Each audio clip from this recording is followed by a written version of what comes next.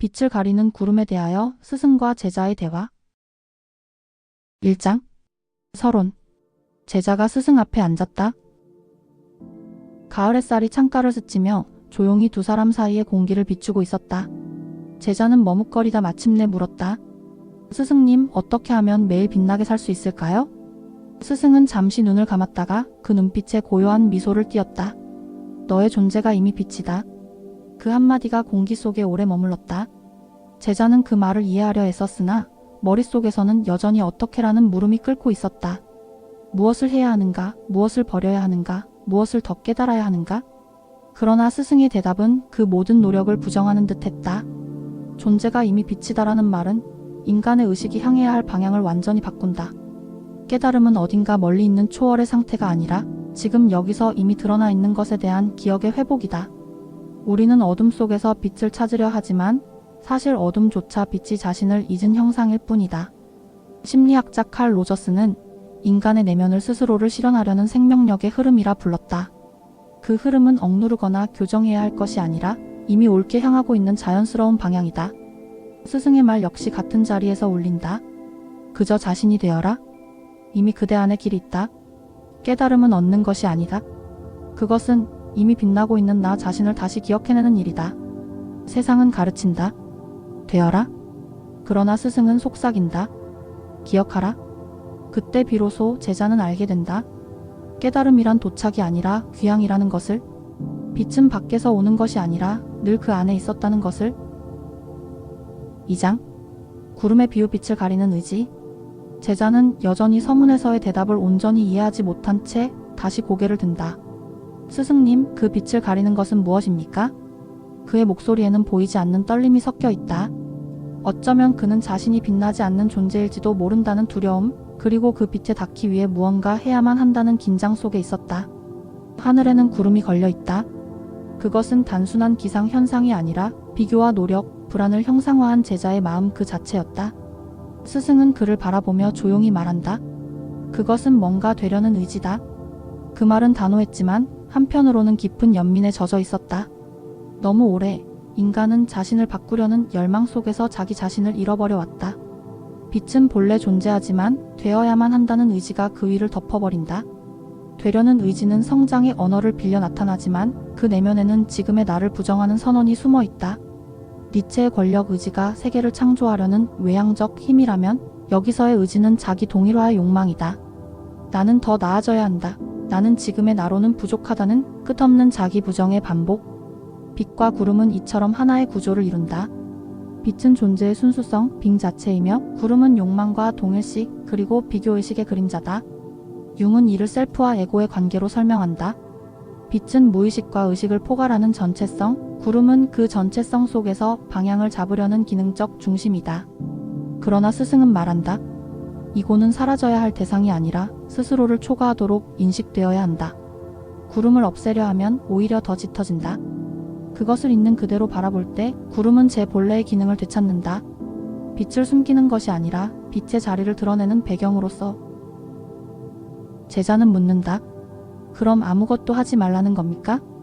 스승은 고요히 대답한다. 내려놓는다는 것은 무기력이 아니다. 내려놓아야겠다는 의지마저 내려놓는 것이다. 그 말은 심리학적 전환의 문을 연다. 내려놓음은 포기가 아니다. 그것은 하려는 나를 비추는 행위, 즉 행동의 방향을 외부가 아닌 의식의 근원으로 되돌리는 일이다.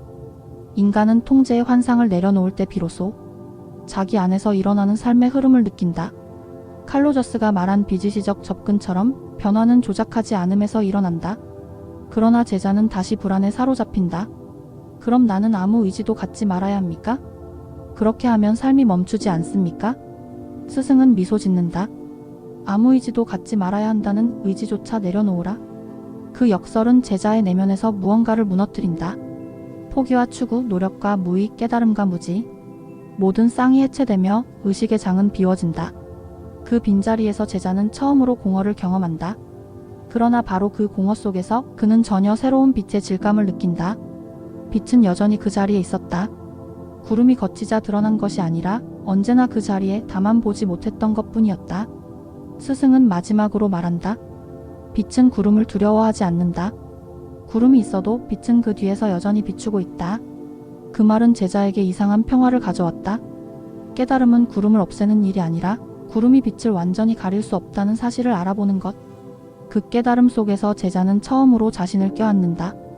빛나지 않으려 애쓸 필요가 없음을, 그저 존재하는 것으로 이미 충분함을. 3장.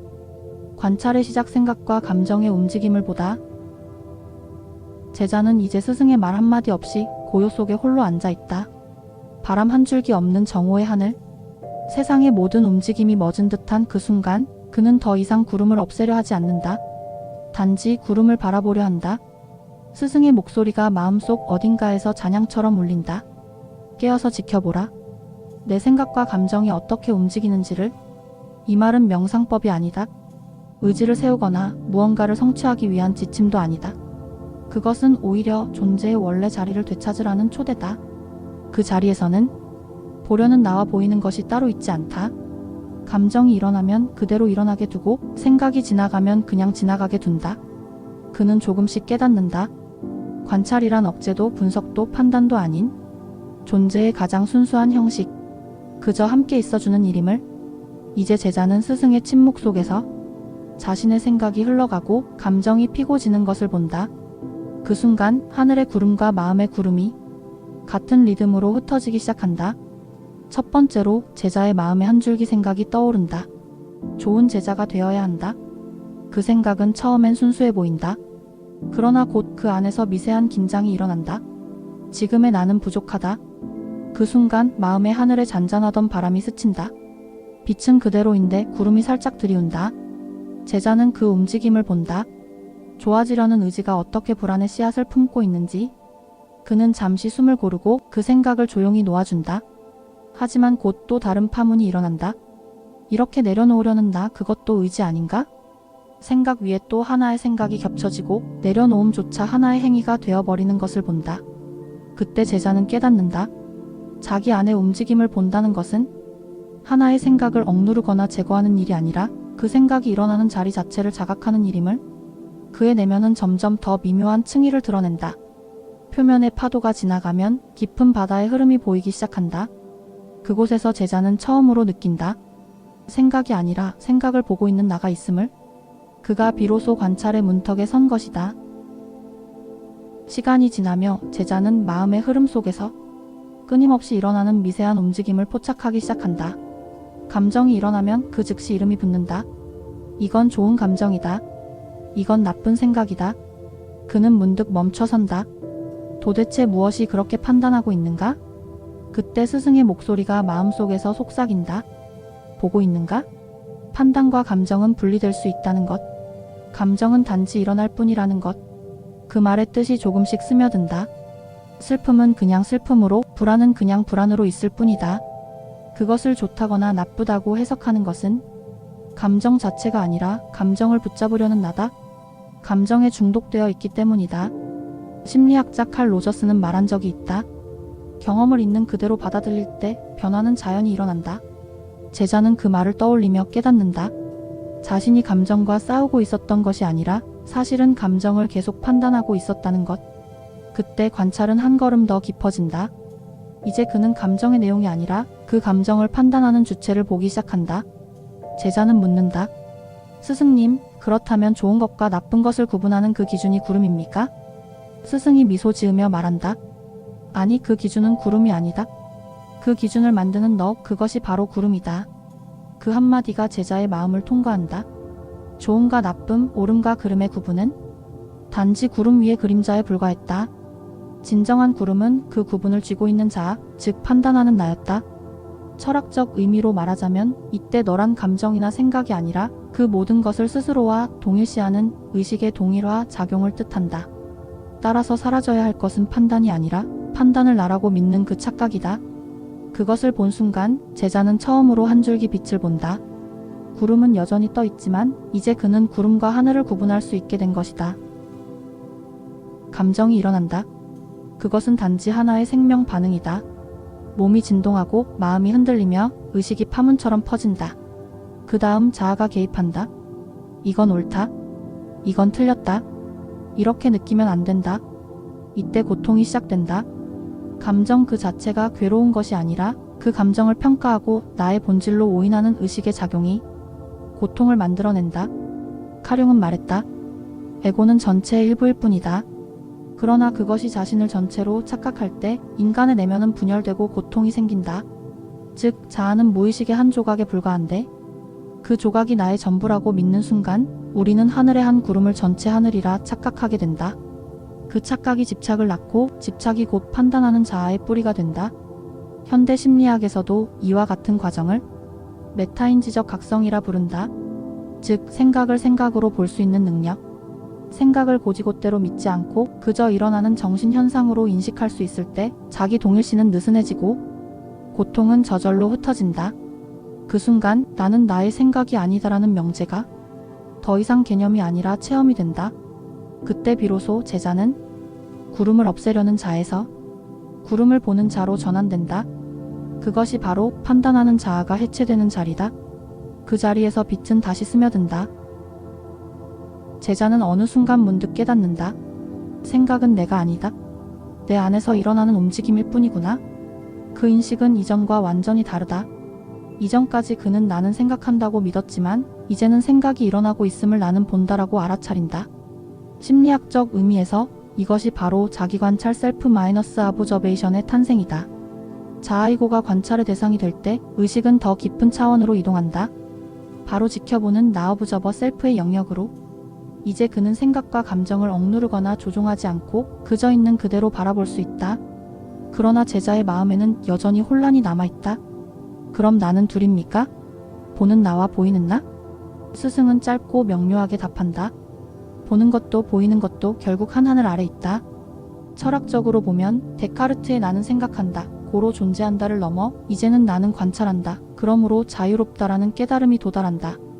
관찰은 분리가 아니라 통합의 행위다. 보는 순간 보는 자와 보이는 자는 더 이상 대립하지 않는다. 둘은 하나의 의식 안에서 자유롭게 공존한다. 제자는 처음으로 구름 사이로 빛을 본다. 그 빛은 새로운 것이 아니라 언제나 그 자리에 있던 본래의 광명이다. 그는 속삭인다. 구름은 사라지지 않았다. 다만 나의 동일시가 사라졌다. 스승은 미소 지으며 장면을 닫는다. 이제 내가 보는 모든 것이 곧 너 자신이다. 빛과 그림자가 공존하는 하늘 아래 제자는 처음으로 내면의 자유를 경험한다. 4장. 오르락 내리락하는 마음 반응의 고리를 보다. 제자는 여전히 스승 앞에 앉아 있었다. 그러나 이번에는 단순히 스승의 말씀을 듣는 것이 아니라 자신의 내면을 더 세밀하게 살펴보라는 지침을 받았다. 주변은 고요했지만 바람이 살짝 흔들리며 하늘 위 구름이 미묘하게 오르내리는 것처럼 제자의 마음에도 미묘한 파동이 일어나고 있었다. 스승은 잔잔한 목소리로 말했다. 좋은 것을 추구하는 마음과 나쁜 것을 피하려는 마음이 오르락 내리락함을 알 것이다. 그 말은 단순한 지시가 아니었다. 그것은 인간 심리의 자동화된 반응, 즉 선호와 회피, 접근과 회피라는 순환의 고리를 몸과 마음으로 직접 경험하라는 초대였다.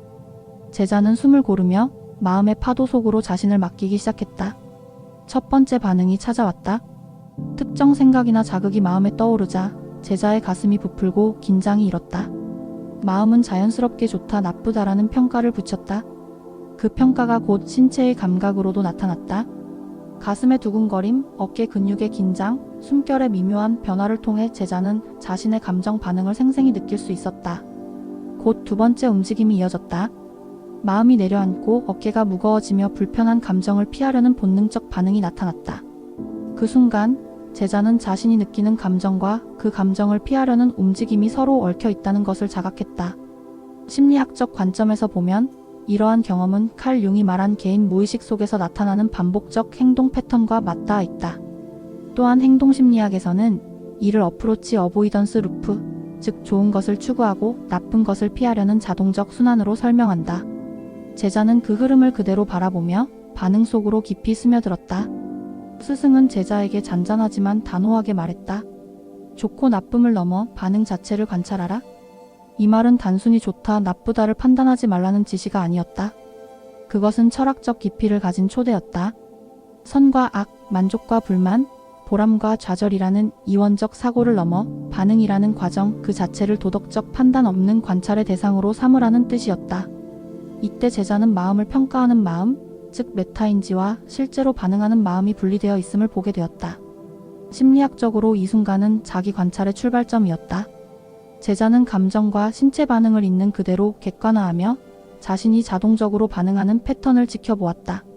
이를 통해 그는 이전까지 자신을 지배했던 감정적 자동 반응에서 점차 자유로워질 수 있는 기회를 맞이하게 되었다. 반응 그 자체를 관찰하는 행위는 단순한 통찰을 넘어 존재의 투명함을 체험하게 하는 문이었다. 마음이 오르락 내리락하는 파도 속에서도 제자는 이제 그 파도를 보는 의식의 자리를 점차 확보해 나가기 시작했다. 5장 관찰자와 관찰 대상의 분리 문제. 제자는 한동안 생각과 감정을 관찰하는 연습을 해왔다. 생각이 일어날 때마다 그 움직임을 바라보고 감정이 출렁일 때마다 그것을 따라가지 않으려 했었다. 조금씩 마음이 고요해졌고 그는 자신이 관찰자의 자리에 서 있음을 느꼈다. 그러나 그 고요의 한가운데서 문득 낯선 질문이 떠올랐다. 그걸 보고 있는 나는 누구인가? 그 질문은 지적 탐구의 호기심에서 비롯된 것이 아니었다. 그것은 마치 심연의 밑바닥에서 울려오는 존재 전체의 메아리 같았다. 나라는 말 속에 숨어있는 수수께끼. 보고 있는 자, 느끼는 자, 관찰하는 자의 정체는 무엇인가? 제자는 그 순간 자신이 하나의 거울을 들고 또 다른 거울을 비추는 듯한 기이한 감각을 느꼈다. 거울 속의 거울, 끝없이 반사되는 의식의 이미지. 이제 관찰은 단순히 마음의 작용을 보는 일이 아니라 그 관찰을 가능케 하는 근원적인 의식의 빛 자체를 되비추기 시작했다. 스승은 제자의 침묵을 바라보다 조용히 말했다. 그 느낌을 느끼는 나는 누구인가를 질문해라. 그 한마디는 언어 이전의 세계로 향하는 문을 여는 열쇠였다. 스승은 제자를 생각을 보는 나의 수준에서 한 걸음 더 안쪽으로 이끌었다. 그는 이제 느낌을 느끼는 나? 즉 경험 그 자체를 가능케 하는 주체의 중심으로 향해야 했다. 이 질문은 자아를 분석하거나 규정하기 위한 사고가 아니다. 그것은 의식이 자기 자신을 향해 도약하는 직관적 회귀이다. 그 회귀의 순간 제자는 사고의 언어가 끊기고 느낌과 인식이 하나로 녹아드는 깊은 침묵 속에 서 있었다. 그곳에서 그는 처음으로 관찰자조차 하나의 현상으로 비춰지는 것을 느꼈다. 그리고 그 모든 것을 감싸고 있는 이름 붙일 수 없는 알아차림의 바탕? 그것이 자신보다 더 근원적인 나, 이전의 나임을 어렴풋이 직감했다. 제자는 조심스레 시도한다. 이것은 내 불안이다. 나는 그 불안을 보고 있다. 처음에는 구분이 명확했다. 나는 관찰자, 불안은 대상이었다. 그러나 관찰을 지속할수록 미묘한 혼란이 찾아온다. 불안이 사라지면 관찰하는 나도 함께 희미해지는 듯한 느낌이 든다. 마치 두 존재가 서로 의존하며 존재하는 것처럼 관찰자와 대상은 별개의 실체가 아니라 상호 공진화하는 현상임을 직감한다. 심리학적 대응으로 메를로퐁티의 지각 철학을 떠올릴 수 있다. 그는 보는 자와 보이는 것의 경계는 고정되어 있지 않으며 서로를 조건으로 하여 함께 나타난다고 말한다. 제자는 점차 깨닫는다. 관찰자가 없으면 관찰 대상도 없다.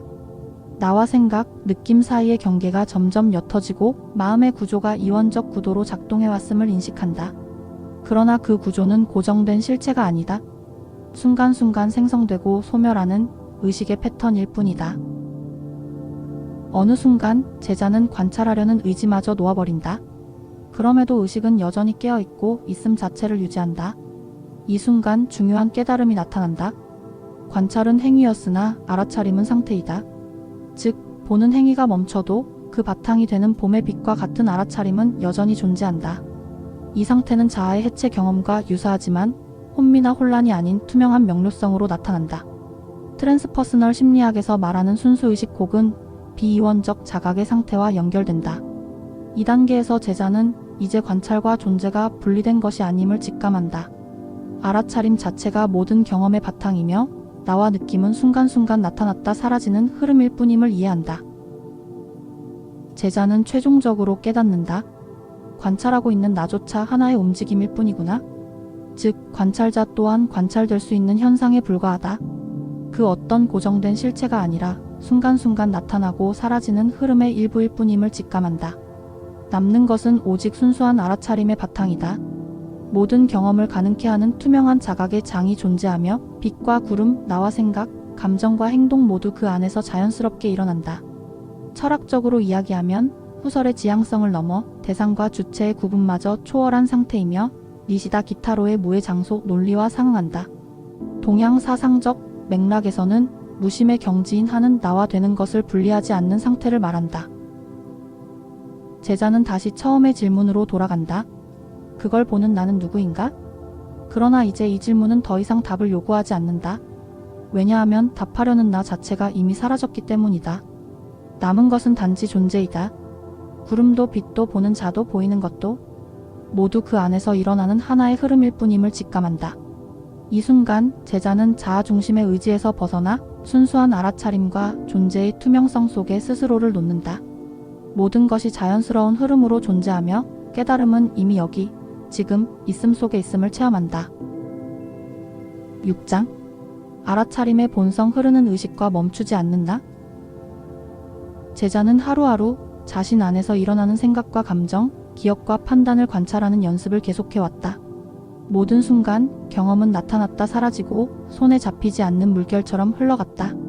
그러나 어느 순간 마음 깊은 곳에서 묵직한 의문이 솟아올랐다. 알아차리는 나는 하나인가 여러 개인가? 이 질문에는 단순한 호기심이 아닌 자아의 근원과 의식의 연속성에 대한 깊은 탐구심이 배어 있었다. 제자는 자신이 누구인지 그리고 그 나라는 존재가 순간마다 바뀌는 경험 속에서 어떻게 지속되는지 알고 싶어 했다. 거울 속에 비친 자신을 보는 듯 그는 이제 관찰이 자기 자신을 비추기 시작했음을 깨달았다. 스승은 잔잔한 목소리로 말했다. 알아차림을 하나의 실체로 보지 말고 흐르는 강처럼 보아라. 멈춰서 평가하거나 판단하지 말고 흘러가는 의식을 있는 그대로 지켜보라는 초대였다. 이는 단순한 명상의 지침이 아니라 존재의 중심으로 돌아가라는 부드러운 안내였다. 심리학적으로 보면 이는 메를로 퐁티가 말한 지각의 상호의 존성과 닮아 있었다. 보는 자와 보이는 것, 관찰자와 대상은 분리된 실체가 아니라 서로 공진화하며 만들어진다는 깨달음. 스승은 제자가 그 흐름 속에서 스스로와 세계의 경계를 느끼도록 이끌었다. 제자는 천천히 마음 안의 흐름을 지켜보았다.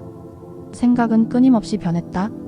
감정이 나타나고 사라지고 기억이 다가왔다가 멀어지고 판단과 계획이 한꺼번에 떠올랐다. 처음에는 그것들을 자신과 동일시하며 생각이 바로 나라는 등식 속에 갇혔다. 그러나 한참을 관찰하며 제자는 중요한 깨달음을 얻었다. 생각은 떠오르고 사라지지만 이를 바라보는 알아차림 자체는 연속적이라는 사실. 순간마다 다른 대상이 나타나도 이를 지켜보는 의식의 흐름은 끊이지 않았다. 심리학적으로 보면 이것은 주체적 자각과 경험 내용의 분리를 의미한다. 자신의 마음속 사건과 그 사건을 지켜보는 주체가 다르다는 인식. 마침내 제자는 말할 수 있었다. 대상은 바뀌지만 알아차림은 같다. 그 한마디 속에서 그는 변하는 마음과 변치 않는 의식 사이 흐르는 강과 그 강을 바라보는 고요한 눈을 처음으로 느낄 수 있었다. 제자는 이제 한 걸음 더 나아가 순간순간 나타나는 생각과 감정 너머로 의식을 바라보기 시작한다. 화이트헤드적 관점에서 각 순간은 독립된 사건으로 이해될 수 있다. 그러나 이러한 사건들을 통합하고 흐름 속에서 지속성을 부여하는 의식의 장은 연속적이며 끊임없는 존재다. 개별 경험은 순간적이고 유한하며 끊임없이 변한다. 그러나 이를 지켜보는 알아차림은 비시간적이다. 시간의 흐름 속에서도 순간이 바뀌어도 변하지 않고 멈추지 않는 나로 존재한다. 심리학적으로 이는 트랜스퍼스널 심리학에서 말하는 순수의식과 유사하다. 행동이나 판단을 개입시키지 않고 있는 그대로 지켜보는 로저스의 비지시적 관찰과도 닮아 있다. 제자는 이제 마음속 다층적 현상을 경험한다. 순간순간 떠오르는 생각과 감정은 마치 여러 개의 나처럼 보인다. 하지만 그것들을 지켜보는 알아차림은 항상 하나의 흐름으로 존재한다. 심리학적 은유를 빌리자면 마음은 강물과 같다. 물결 하나하나가 생각과 감정이며 끊임없이 바뀌지만 강 자체는 변함없이 흘러간다. 철학적으로 보면 이는 니체가 말한 영원 회귀 속 순간의 반복과 대비된다. 반복되는 대상들 속에서 변하지 않고 지속되는 의식의 장을 깨닫게 된다. 흐름 속의 변화와 연속성의 공존이 드러나는 순간이다. 알아차림의 본성은 흐르는 의식과 멈추지 않는 나라는 이중적 구조를 가진다. 순간적 사건과 연속적 의식의 장, 변화와 고정이 동시에 존재한다. 심리적 함의는 명확하다. 자신을 수많은 생각과 감정의 주체로 보지 않고 순수한 알아차림으로 경험할 수 있다. 내면의 혼란과 불안 속에서도 연속된 주체성을 회복할 수 있는 길이 열린다. 7장 대상과 의식의 상호의존성 관계로서의 존재. 제자는 알아차림이 하나의 흐름으로 존재함을 어느 정도 이해했다고 느낀다. 그러나 여전히 남는 의문이 있다. 이 알아차림은 스스로 존재하는 것일까? 아니면 무엇인가를 통해 드러나는 것일까? 스승은 조용히 묻는다. 대상이 없으면 알아차림이 있는가? 그 한마디는 제자의 내면을 가로지른다. 지금까지 그는 관찰하는 나를 실체로 여겨왔지만 이제 그 나가 관계 속에서만 존재하는 것이라면 모든 확실성은 다시 흔들리기 시작한다. 제자는 잠시 생각한 뒤 대답한다. 대상이 사라져도 저는 그 없음을 알아차립니다. 아무것도 없는 그 고요조차 느낄 수 있습니다. 그는 말한다. 어둠 속에서도 보이지 않음을 알고 소리가 없을 때 고요함을 인식하며 감정이 사라질 때 비어있음을 느낀다고. 그에게는 이것이 분명한 증거였다. 대상이 사라져도 알아차림은 여전히 남아있다고. 그러나 그는 아직 깨닫지 못한다. 없음을 안다는 것은 이미 없음이라는 대상을 세운 것임을. 스승이 고개를 젓는다. 너는 없음을 본다고 하지만 그 없음조차 대상이 되어 있지 않은가? 그 말은 제자의 논리를 무너뜨린다. 스승은 덧붙인다. 의식은 언제나 무언가를 향한다. 대상 없는 알아차림은 없다. 너는 언제나 무엇인가를 보고 있다. 그제서야 제자는 깨닫기 시작한다. 의식이란 홀로 선빛이 아니라 비춰지는 관계의 비침을. 빛이 비출 때만 그림자가 생기고 그 그림자 속에서만 나가 존재한다. 후설의 말처럼 모든 의식은 무엇에 대한 의식이다. 그리고 불교의 가르침처럼 식과 경은 둘이 아니다. 보는 자와 보이는 것은 함께 태어나고 함께 사라진다. 스승은 다시 묻는다. 깊은 잠에 빠졌을 때 알아차림이 있었는가? 제자가 대답한다. 없었습니다. 하지만 깨어나서 아무것도 없었다는 걸 압니다. 스승은 미소 짓는다. 그 없었음을 아는 자는 누구인가? 잠 속의 내가 아니라 지금 깨어있는 내 의식이 아니더냐? 그 순간 제자는 멈춘다. 깊은 잠의 무는 실제 경험이 아니라 깨어난 후의 해석이었음을 깨닫는다. 즉 없음조차 의식의 사후 구성물이었다. 무의식의 없음이 아니라 의식이 스스로의 부재를 상상하며 만들어낸 개념이었다. 모든 것이 명확해진다. 의식은 독립된 실체가 아니다. 그것은 언제나 관계 속에서만 드러난다. 대상이 있어야 알아차림이 있고 알아차림 속에서 대상이 존재한다. 둘은 서로를 비추는 거울이며 그 관계의 순간에만 나가 존재한다. 화이트헤드의 말처럼 모든 존재는 사건이며 의식 또한 사건과 사건의 사이에서 스스로를 태어나게 한다. 그리하여 제자는 자아의 경계가 허물어지는 것을 느낀다. 나는 세상으로부터 분리된 관찰자가 아니라 세상과 함께 숨쉬는 하나의 움직임이었다. 거울은 빛이 비출 때만 존재를 드러낸다. 빛이 사라지면 거울도 그 반사도 사라진다. 그러나 우리는 여전히 그 관계의 흔적을 통해 세상을 본다. 의식이란 바로 그와 같다. 홀로 존재하지 않는다. 그것은 언제나 세계와 함께 나와 보이는 것 사이의 섬세한 떨림으로 일어난다. 그리고 제자는 마침내 고개를 숙인다. 스승님, 저는 더 이상 보는 나를 찾지 않겠습니다. 보이는 것과 함께 있는 나를 느끼겠습니다. 8장 생각의 근원으로. 무시간의 문턱. 제자는 이제 생각과 감정을 관찰하는 일에 익숙해졌다. 그는 감정이 일어날 때 그것을 붙잡지 않고 바라보는 법을 배웠고 생각이 떠오르면 그것이 곧 나가 아님을 이해하기 시작했다. 그러나 여전히 마음속에 풀리지 않은 의문이 하나 남아있었다. 이 모든 생각은 도대체 어디서 오는가? 그 질문이 일어난 순간 자아의 기반이 흔들리기 시작했다. 자아는 언제나 생각하는 나를 통해 자신을 존재하게 만든다. 그러나 만약 그 생각이 나보다 먼저라면 나는 과연 누구인가? 데카르트는 나는 생각한다 고로 존재한다고 말했지만 이제 제자는 그 말을 넘어선다. 그는 스스로에게 되묻는다. 생각하기 이전에 나는 무엇인가? 그 질문은 존재의 바닥을 향해 열리는 문이었다. 스승은 고요히 말했다. 생각의 근원은 어디서 나오는가? 그 말은 논리로 답할 수 없는 초대였다. 제자는 이제 생각이 툭 하고 일어나는 그 찰나를 보려 한다. 생각이 형성되기 직전의 공백, 사유가 아직 형태를 갖기 전의 미세한 틈새. 그곳을 향한 시선이 시작된다. 심리학자 윌리엄 제임스가 말했던 의식의 흐름의 가장자리, 즉 의식의 변두리가 바로 그것일지도 모른다. 명시되지 않은 사유 이전의 감각, 아직 이름 붙지 않은 예감의 자리를 탐색하는 시도였다. 제자는 호흡을 멈추듯 집중한다. 생각이 나오기 직전을 보자. 그는 그 찰나를 붙잡으려 한다. 그러나 아이러니하게도 보려는 마음이 일어나는 그 순간 이미 또 다른 생각이 태어난다. 그리고 그 위로 스승의 말이 번개처럼 스친다. 생각 이전의 자리를 보려는 자도 결국 생각이다. 그는 그제야 깨닫는다. 관찰의 대상이 사라지고 관찰자 자신도 그 흐름 속으로 흡수되어 버린다. 자기인식의 붕괴, 사유의 자기소멸이 일어난다. 모든 시도와 노력의 파문이 잦아든다. 그는 이제 어떤 형태의 사유도 붙잡을 수 없다. 생각의 근원을 찾으려던 의도 자체가 이미 사유의 한 파문이었음을 깨닫는다. 그때 바람 한 점 없는 새벽의 호수처럼 내면의 수면이 고요히 멈춘다. 그곳에서 무시간의 침묵이 열린다. 시작도 끝도 없는 자리, 그곳은 존재가 아직 이름을 갖기 전의 세계다. 하이데거가 말한 존재 망각의 전 단계, 니시다 기타로의 절대무의 공간, 그리고 인지심리학이 부르는 사고 전 상태. 그 모든 개념이 이 한순간 속에서 포개어진다. 생각은 원인을 찾을 수 없다. 근원을 찾는 행위 자체가 이미 생각이기 때문이다. 그러므로 생각의 근원은 찾는 것이 아니라 멈춤 속에서 드러나는 것이다. 제자는 이제 알게 된다. 사유로서 사유의 근원을 알 수는 없다. 그는 이해하려는 노력을 내려놓는다.